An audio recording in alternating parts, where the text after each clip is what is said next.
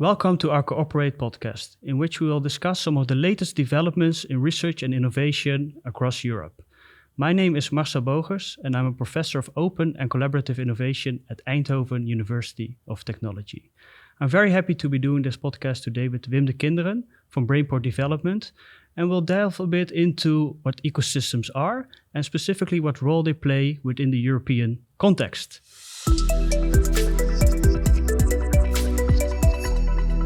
So Wim, it's good to have you here. How are you doing? And can you say a little bit more about who you are and your role here at Brainport Development? With pleasure. I'm doing great. Thank you. It's really a pleasure to be here with you because we've been working on this project for a while now, and so really happy to share with the audience how far we've come and what the future ideas still are. So my name is Wim de Kinderen. I'm working at Brainport Development, which is, you could say, the regional development agency of the Eindhoven region in the Netherlands.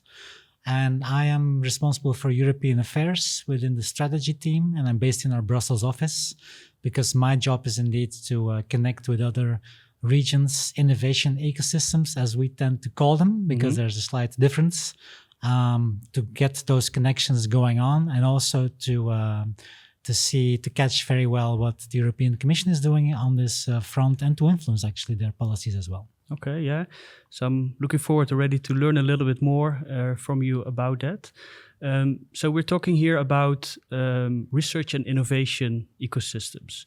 So I can offer you my academic definition. That's a little bit my role also in the project that indeed we are doing together.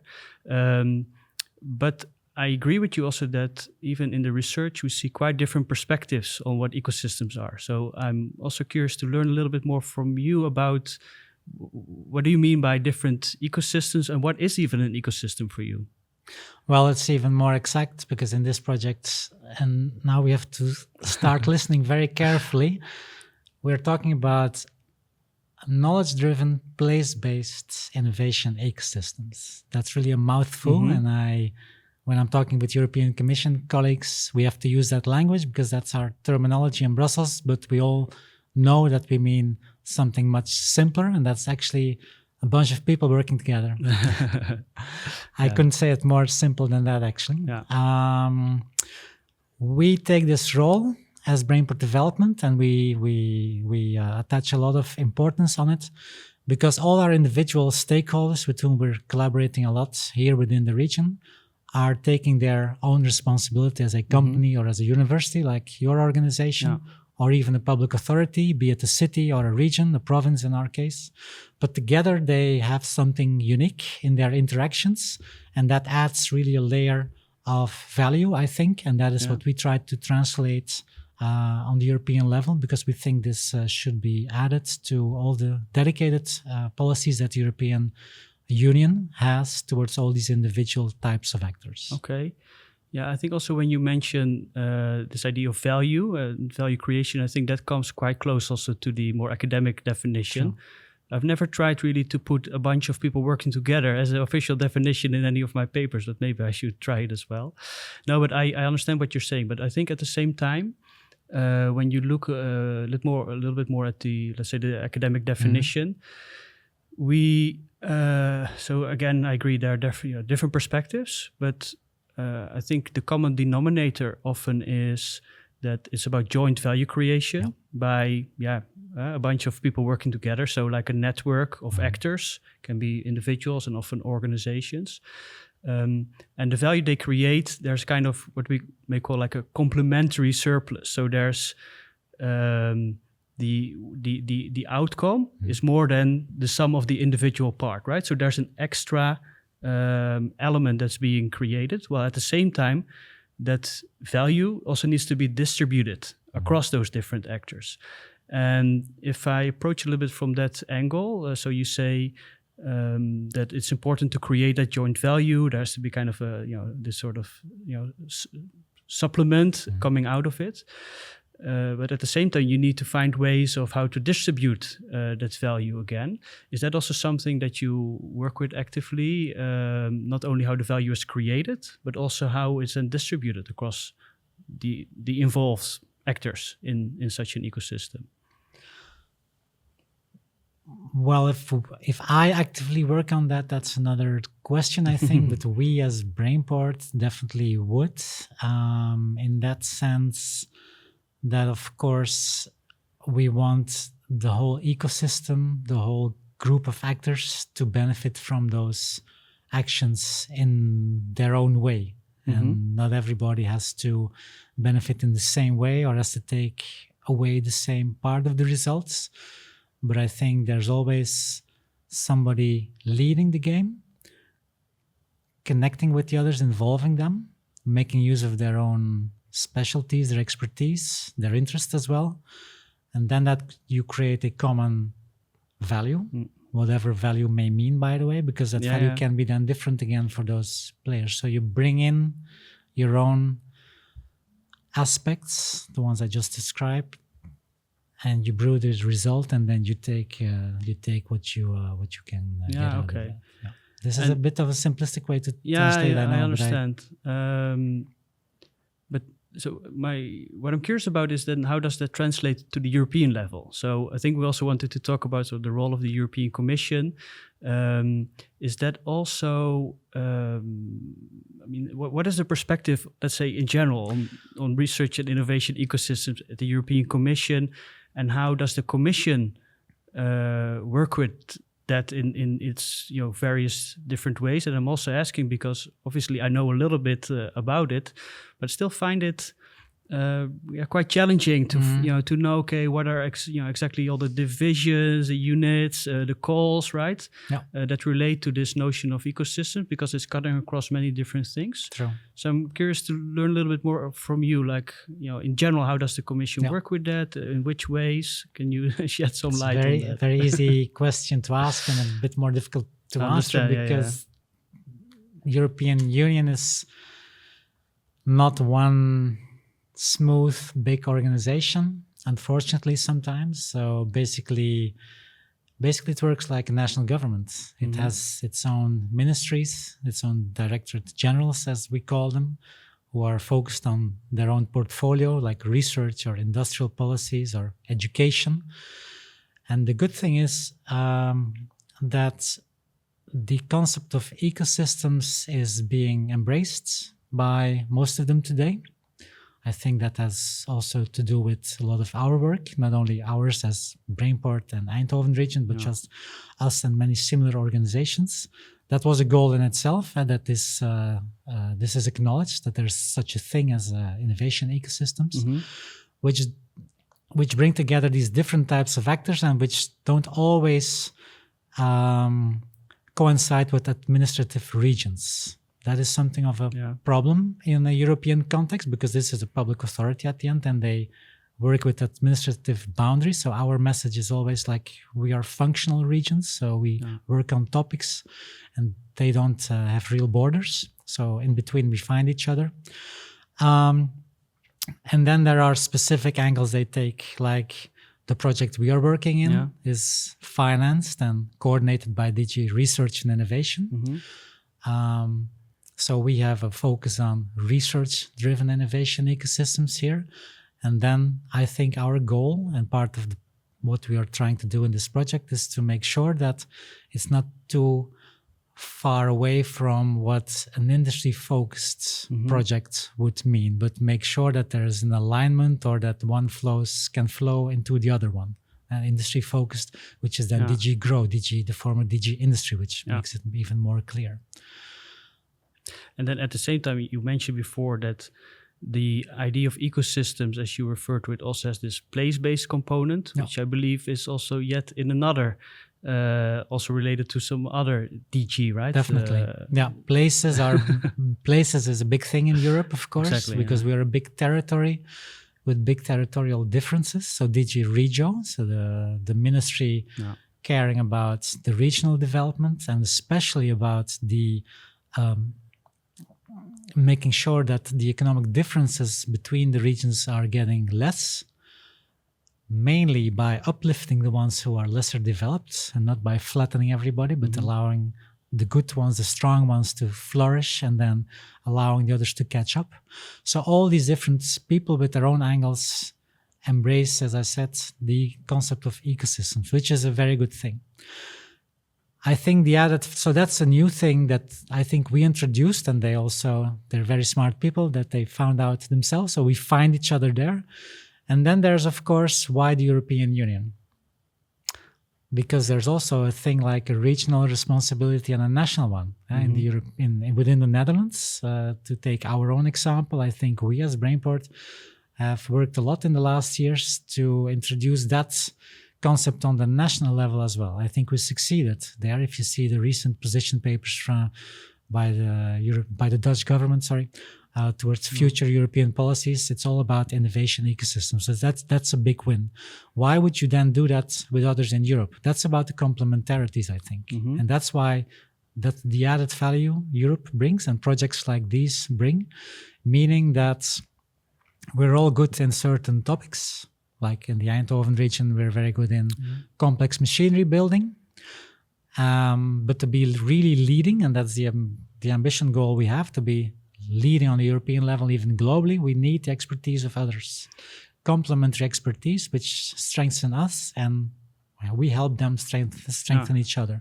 And instead of just setting up industry collaborations, I think adding the innovation ecosystem component, bringing in other types of actors is the plus. Yeah. So I think in our Cooperate project, we also have this like dual focus. On the one hand, on the more intra-regional development, so the local place-based ecosystem, how it can develop, become more mature, different ways of looking at that. Yeah. Well, at the same time, we also want to promote the inter-regional, let's say, learning across different ecosystems. Definitely. Or maybe even connecting them, right, as you say, because you have those complementarities. So that's obviously something we try to do in the project. But do you have any other examples, other projects or other perspectives that not only focus on that more regional aspect, but also really allow for learning and interaction between different regions? What would be the kinds of examples that come to your mind that we may look at, when we want to really embrace and leverage sort of the power of the sort of complementarity, as you call it, within the European context?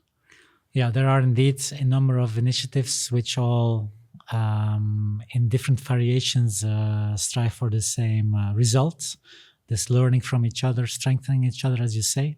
So I could, for example, name a DigiRegio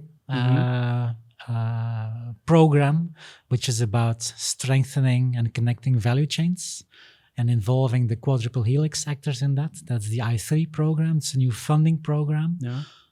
From this period, as we call it in European context, so since 2021, I3 Interregional Innovation Investments is really a program supporting ecosystems and the players within those ecosystems with a focus on industry to connect and to create industrial and commercial value out of research results. That is a very interesting, more than $500 million funding program from the European Commission. So quite a big budget with a 7-year time span at least, and hopefully we can continue in the next programming period. Another one from DG Research, so our funding authority in the Cooperate project, is the Regional Innovation Valleys. That was, for the moment, a one-off call, so just one call with 5 projects that have been approved, and that will start now, more or less, in one of these weeks, which is, again, about making sure that innovations or research results turning into innovation, translating into commercial value for the companies, but with a key role for public authorities, really trying to put regional public authorities into a position that they also want to invest in those activities. So, this is also playing on the financial aspect, where the Commission is giving money from the European level, and when they say, okay, we will give money, but in return, you also have to invest together for the benefit of all. Yeah. I mean, for me, it reminds me also a little bit of also within our academic context, we try to do research. In my case, specifically on how do these ecosystems work? How can we improve them? And I think what you describe is also in line with my own observation that a lot of the funding is, of course, we have funding for basic research, let's say, but a lot of it, like including the examples you mentioned, are really about collaborative projects, so including the triple helix or quadruple helix. Maybe we can say a little bit more about what we mean by that, right? But my question also specifically is, what is your observation about both the opportunities and say the challenges of working across those different dimensions? So with research, public authorities, companies, citizens, right, which are the four kind of pillars of the quadruple helix. How have you worked with that? What is your perspective on that, on how that works in practice, right? Because I'm thinking, okay, that can be nice if we can do that more in collaborative projects, involve the different stakeholders, really, build and learn, from those ecosystems. But how does that work in practice from your point of view, or where are still some main challenges? Well, that's a whole study in itself. It's that's a lengthy process, I think. It doesn't happen automatically. Well, I think that's the whole issue that we want to put forward here. That however much we appreciate single funding opportunities to support these kinds of collaborations, since it doesn't happen from scratch, a single opportunity doesn't add a lot of value. It's actually useful for the people who are probably almost already there. So I think the long-term perspective and the long-term support that any public authority can give, also on the national level, by the way, but in our case, the European level, where you try to connect these complementary ecosystems, is what we really want. In this project, we're focusing on the crucial role of the research institutions. Other projects could maybe focus on the public authorities taking the lead or on industry taking the lead.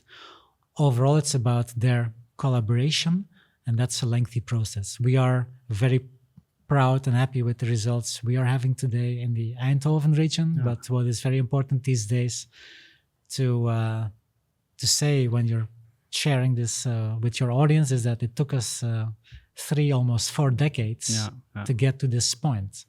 So that shows that it's a lot of work with backs and forwards.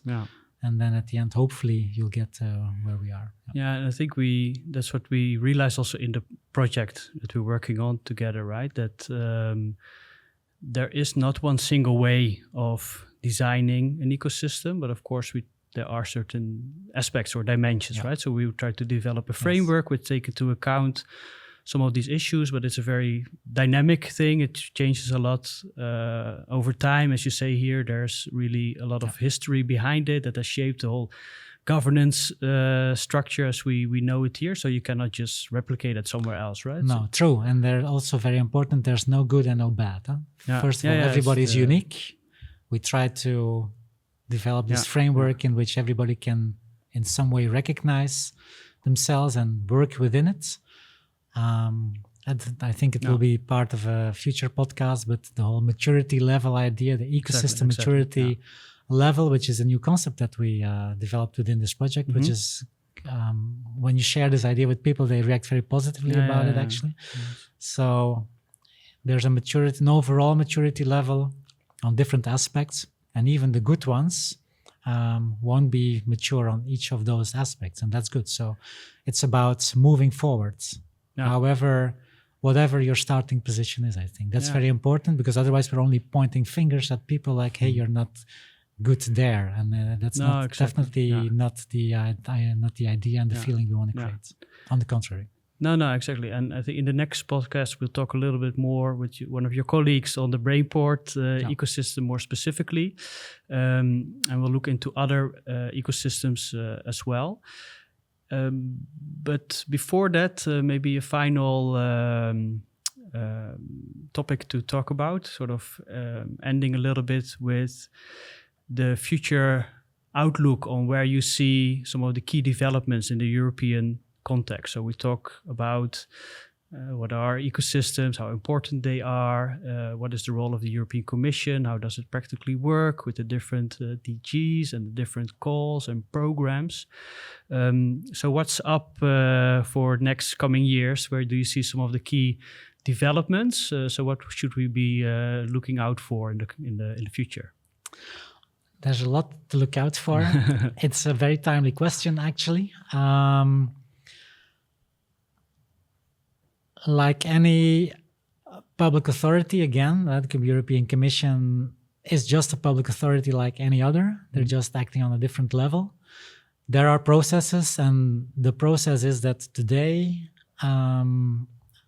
the early thinking is starting on what are we going to do from 2028 on. Yeah. We're only 2024, but that thinking process is going on. There will be proposals from the Commission side, and then many people, including Brainport Development and including your university, will have an idea about it, maybe even make own proposals. And one of the proposals that we will be making, actually we agreed this week, is that we really want to put this focus on the value of innovation ecosystems. These different DGs all have their own budgets, their own individual policies. Sometimes it's aligned, often it's not aligned, not for bad intention. That's just what we see happening. So because of the new global contexts that we have in Europe, the world really changed over the last few years. There's really a big openness on the European level. We already notice now to drastically change things, to look at things in a new way. We don't know where it's going to end, but we see the openness is there. And one of the things they're considering is to really open up those different budget lines, to really put it together in a common pot, in this case, promoting innovation and strengthening European competitiveness, which is at the core of Brainport's mission, let's say. Yeah. So there are lots of ifs and buts to formulate, but in itself, it's a really good movement, and it's also a unique opportunity to, again, position this idea of innovation ecosystems working from basic research up till deployment in the market. Okay. Where now you have to look for possibilities in every little funding pot or policy line. Exactly. Yeah. It seems like there are higher chances that it's going to be more of a fluid and fluent system. Yeah. So that's my big hope, our big hope. Yeah, and I think it's would be good news for the development of ecosystems, because it's exactly the topic that is cutting across different areas, as we also discussed during this podcast here. Yeah. So thank you for sharing your expertise. We look forward to having more conversations in the next coming podcast on various topics related to research and innovation across Europe. And thanks everybody for listening.